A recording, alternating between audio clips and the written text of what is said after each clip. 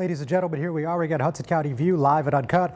I'm your host, the perfect blend of brains and brawn and the demeanor that knows how to keep calm and carry on, John Arhitis. And we got another great show for you, in my opinion. We got a lot to talk about, so we're going to dive right in as usual. So, first of all, on our plate, we are going to talk about a explosive investigative report, another exclusive from Hudson County View. One of my colleagues, Corey McDonald, reporting on a Bayonne council candidate that was convicted of having sex with a child while he was in the U.S. Army. So obviously, that is something that is drawing a lot of attention right now. So we are going to talk about that at length.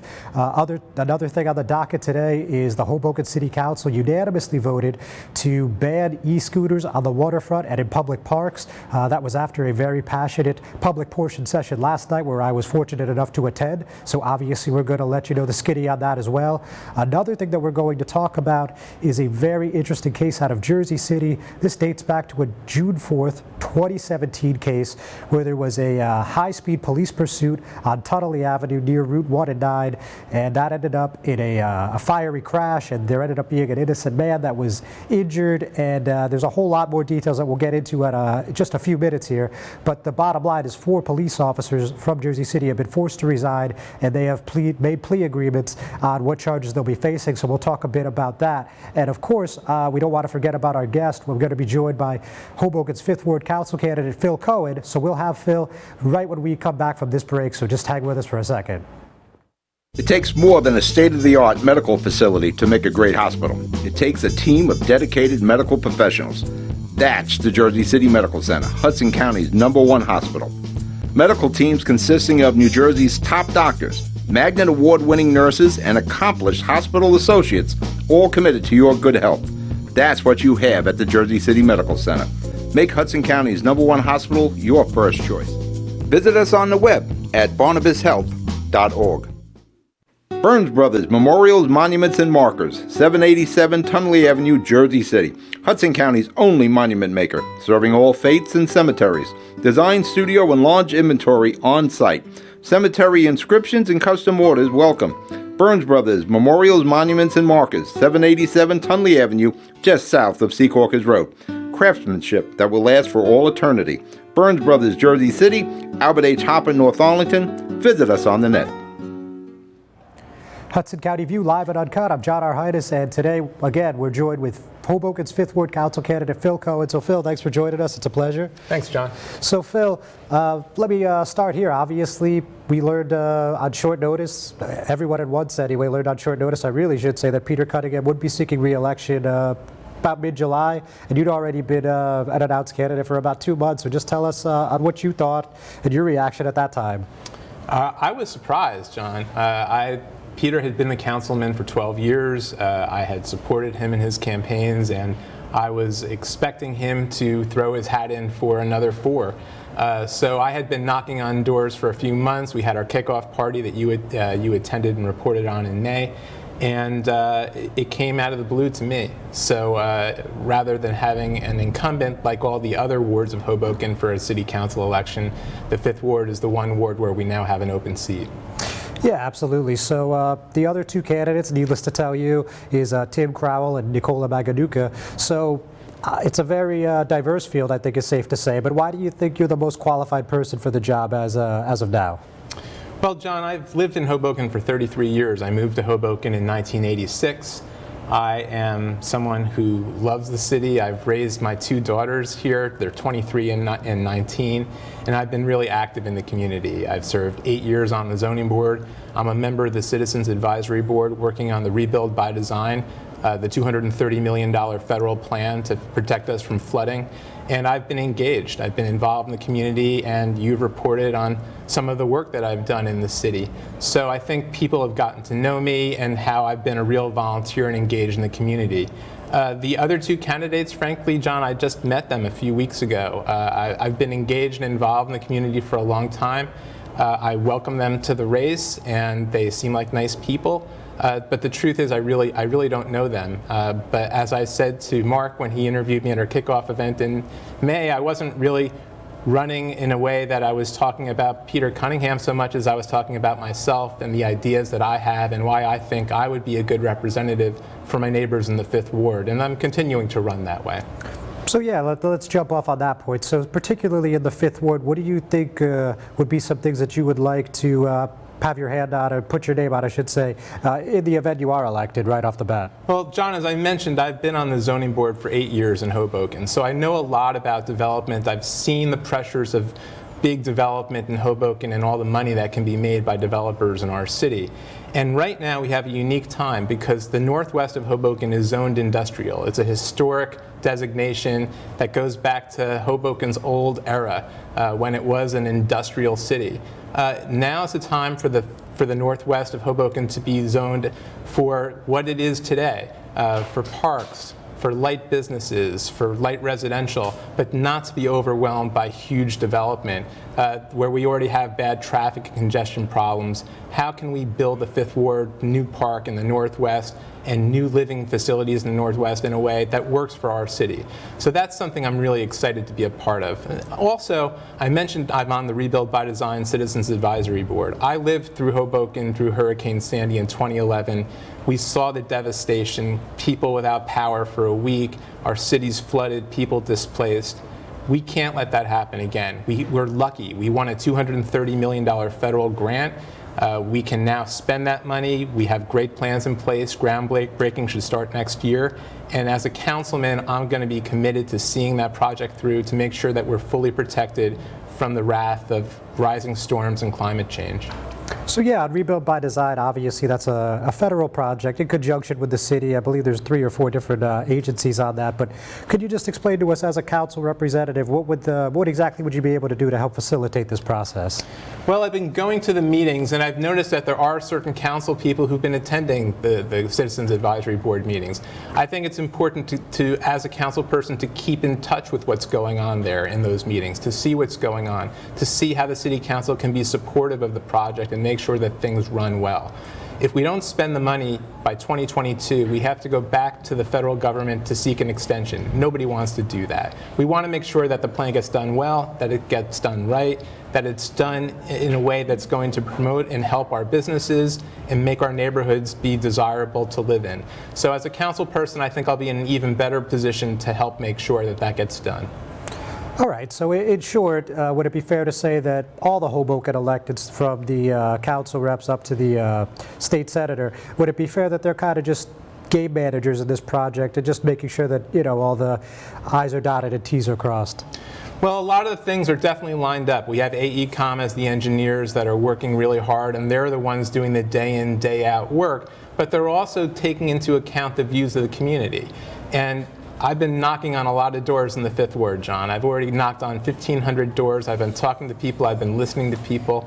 And I think that I'm going to have a unique perspective to share as a council person on what the needs of the neighborhood are. And if I can get that to be incorporated into the process, as a council person, I'll have an excellent opportunity to do that. It's a lot of doors. You should take a car. People in Hoboken like to have their doors knocked. Not everybody, but most everybody likes to have their door knocked and talked to. Certainly, certainly. So, on a different topic, Phil. So, I noticed that on Twitter, you and a couple of your running mates have been talking about Hoboken's protected bike lanes. Obviously, that vote from, what was that, 2017? 2016. 2016. You know, there's some controversy. It was you know, a lot of people that were not in favor of the bike lanes, including our current mayor, Ravi Bala. And this has obviously been an ongoing dialogue with Bike Hoboken and obviously just some regular residents. But just why did you want to bring this conversation back? I mean, is this something that you think a new council could actually revisit? Well, John, I'm glad you asked that question. I don't know if you were at our city council meeting last night where there was a vote unanimously done to limit biking on the waterfront and in parks. And I think a lot of the reason why people were speaking out against the way that the bike rollout has been and the concerns about the bike scooter rollout is because the city council blew it in 2016. I really think that they had an opportunity there to create a protected bike lane on Washington Street, and instead of having scooters on sidewalks where we had that terrible accident, fortunately no one was seriously injured, but a really frightening accident between a woman in a stroller with a 3-month-old and an Ojo scooter with an underage rider. The reason why I think these accidents are happening is because we don't have the infrastructure, the protected bike lanes that Mayor Zimmer had wanted and presented to the City Council in 2016. So if people had these bikes on Washington Street, behind parked cars, not in the middle of Washington Street, but actually protected, we'd see more people comfortable using their scooters in the street.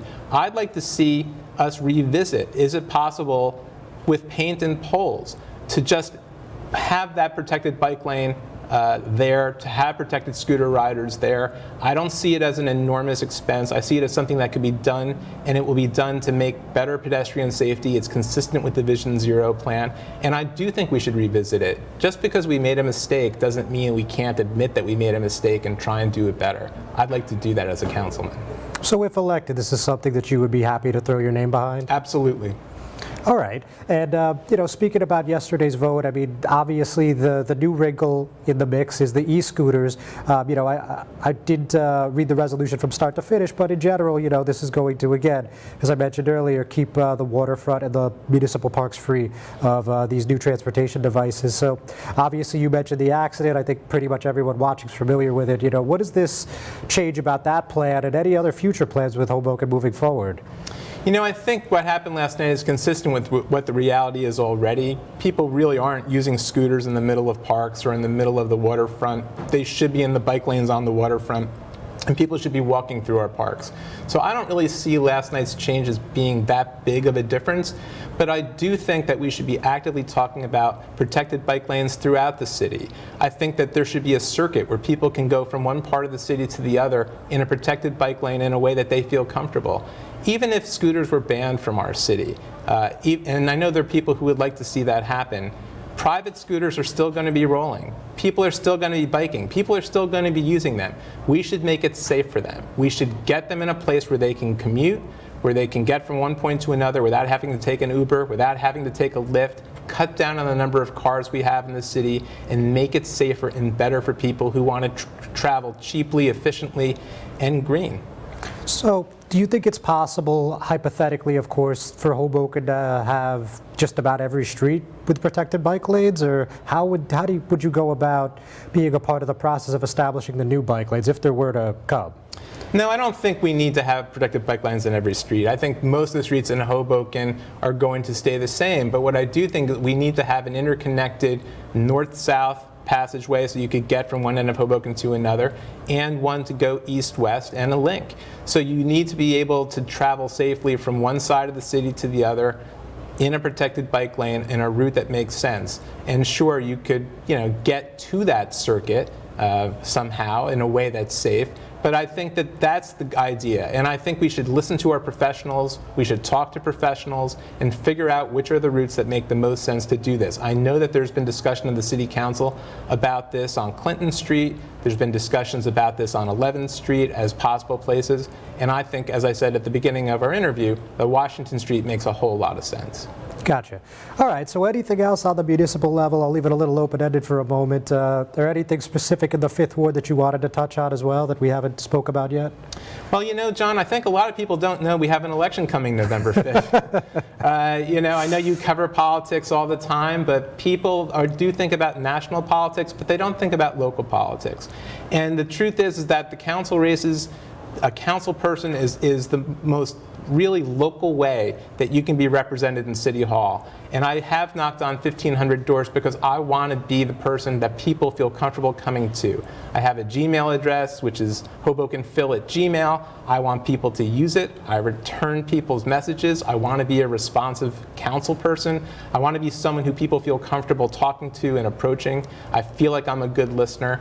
I think that people miss that in their council people. I think that people feel like if they want to have a good representative in City Hall, it needs to be someone they feel comfortable talking to. Someone, if they have a problem, they feel comfortable going to. I want to be that person. I want to be the kind of person that people feel comfortable managing their issues with and dealing with their problems and concerns. So I want to be that person, and I want to be that representative, and I hope that people will support me on November 5th. Phil, thanks so much for coming in. Thanks, Ladies John. and gentlemen, thanks for watching. We're going to take another commercial break. We're not done. Just hang tight.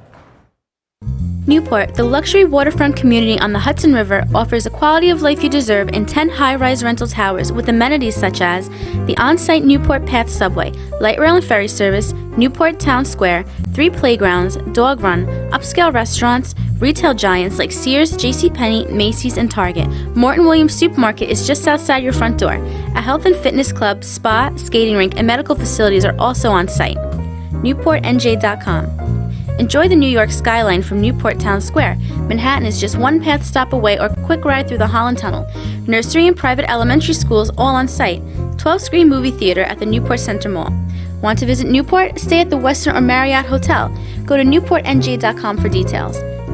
Newport has luxurious towers, great restaurants, shopping, New York skyline views, schools, playgrounds, a marina and yacht club, gym, spa, fine wine, fine living. It's incredible. It's you. NewportNJ.com. Newport, live like you want. The Jersey City Medical Center. You know it for its award-winning, life-saving ambulance service. It's also your health hub, with health and wellness locations staffed with certified professionals all through Hudson County. The Jersey City Medical Center, here to help you with your healthy, here when you need us the most. The Jersey City Medical Center. Visit us on the net to learn more. Jersey City Medical Center, Robert Wood Johnson, Barnabas Health Facility. Let's be healthy together. Good Friend Self Storage in North Bergen, New Jersey is a fully climate-controlled facility equipped with state-of-the-art security, packing supplies, a Refer Friend program, and multiple loading docks convenient for commercial use. Located just off of Route 3 at 4301 Tunnelly Avenue, Route 1 and 9. Call 201-867-2444 or visit us on the web today. Good Friend Self Storage. Let us be your good friend. Ladies and gentlemen, here we are again, Hudson County View, live and uncut. John Arhitis, and I'm joined with my colleague Mark Bucinich. Mark, of course, always nice to have you. So first, so first things first, I mean, obviously we have, well, I don't know what to call it. It's a big story. We have Bayonne activist and First Ward Council candidate Peter Franco has we found out through a Freedom of Information Act request that back on August 13th, 2008, he was convicted of having sex with a child who had attained the age of 12 but was under the age of 16 by force and without consent. And this incident apparently occurred back in July 2007, according to these federal documents. So, Mark, obviously this is something that we were working on. You know, obviously it's our colleague Corey McDonald's story, and unfortunately Corey couldn't be with us this afternoon, but certainly neither of us are strangers to Peter Franco. What's your take when you read this story? I mean, we didn't really talk about it, so what was your reaction? Well, first of all, great reporting by Corey, that is, and yeah, and we both know Peter, a perennial candidate, very heavily involved in local politics in Bayonne. And when I saw the headline the other day, yes, I was very surprised myself. And indeed, John, they are very serious charges. Yeah, so to go into a little bit of the particulars, by the way, just to correct the record, he's more of a perennial activist or gadfly. This is the first time he's running, so. Good point. Yeah, so just to clarify that, but, you know, according to our information that we obtained from representatives of the federal government, specifically, Corey spoke with Geronimo Guzman, who is a government informational specialist with the U.S. Army Court of Criminal Appeals. He said that Franco lost 2 appeals in this matter. And then we also, again, through Corey, had a conversation with William Sharp, who's actually a public affairs officer with the Pentagon's Media and Relations Division, that said Franco served in the Army between April 2006 until his conviction, which was, again, August 13th of 2008, and he was discharged at that time dishonorably. So, you know, obviously this is a lot to take in. This is something that's been in the rumor mill for Bayonne for many years, I'd say about 3 years. And, you know, it's something that in a way is a little anticlimactic for people because they felt like that this was coming. And in another way, some people felt like they were hit like a sledgehammer and it's a complete surprise. I mean, it's really one or the other, not much in between here. Obviously, it's you know, it's a tough story. It's a tough story to roll with. I understand why some people might be apprehensive, but you know, we spent many weeks on this. We did everything we could to vet our information. Some of you will also know that Peter put out a statement on his campaign page today, basically denouncing the story and saying that there was quote-unquote inaccuracies. He didn't specify what. So the only other thing I would say on that point is, again, you know, you know how we obtained our information. We just named the folks from the government we spoke with. You could see the Freedom of Information Act request that is on our webpage on this story, and you could come to your own conclusions, but certainly as of today, we stick by this 110%. So with all that in mind, Mark, what do you think about the implications, of course, in the council race on November 5th? You know, a four-way dance. You got Neil Carroll, obviously the incumbent, Peter Franco. You have Paul Hagedorn and John Cupo. I mean, so what do you think happens now? Well, it's a very excellent point, John. I mean, it seems like the repercussions for Peter have already occurred because, for example, according to Corey's reporting, he was a volunteer at a local food pantry with the Catholic Archdiocese. And yeah, it was St. Mary's Church, and it was a soup kitchen that they did I believe it was every Saturday. Yeah, and so one of the local residents, Mike Morris, I think, who was quoted in the story, brought Peter's past conviction from 2008 to the attention of the Archdiocese, and now he's no longer able to volunteer there. So we see that kind of repercussion that's happening with a volunteering effort. He may have a difficult time trying to convince voters why he would be suitable to replace Neil Carroll, who currently is the incumbent.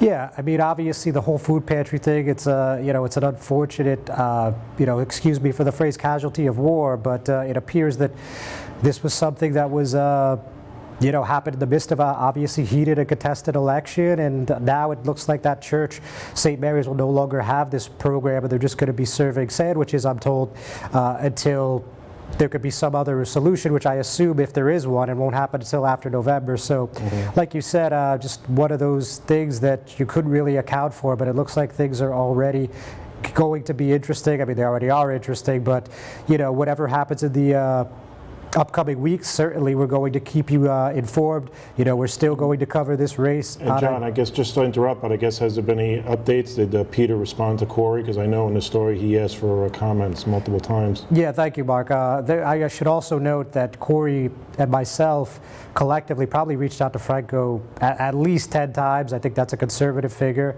Again, he did comment. He did do a Facebook post on his campaign page today, again, saying that he basically disagreed with everything in the story. Again, we put everything out there for everyone to see out in the open, and it's up to them to make their decision. So we're going to take another break. We'll be right back.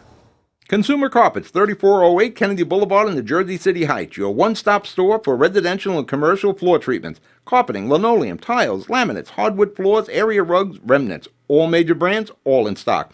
Free estimates, same-day installation. Consumer Carpets, it's savings, selection, installation. Credit cards and debit cards accepted. Financing available. Consumer Carpets, price to fit your budget, installation to fit your schedule. On the net at consumercarpets.com. Consumer Carpets, Jersey City, 201-792-2712. Panapinto Properties, Jersey City. Shaping the workplace with state-of-the-art office space and an address your company desires. Building residences that define your home environment. Adjacent to all modes of transportation. On-site parking available. The right address, the right lease. 201-521-9000 or visit on the web at panapintoproperties.com. Panapinto Properties, building Jersey City. My name is Phil Cohen, or as I'm now known around town, that lady who was hit by a scooter. Before I tell you why I'm here, I would like to tell you why I am not here. I am not here to call for a ban on motorized scooters. I think that scooters have the opportunity to serve as a viable alternative form of transportation in Hoboken and cities around the world. The scooter hit the right side, the empty side of the stroller. This is where my toddler's legs would have been dangling.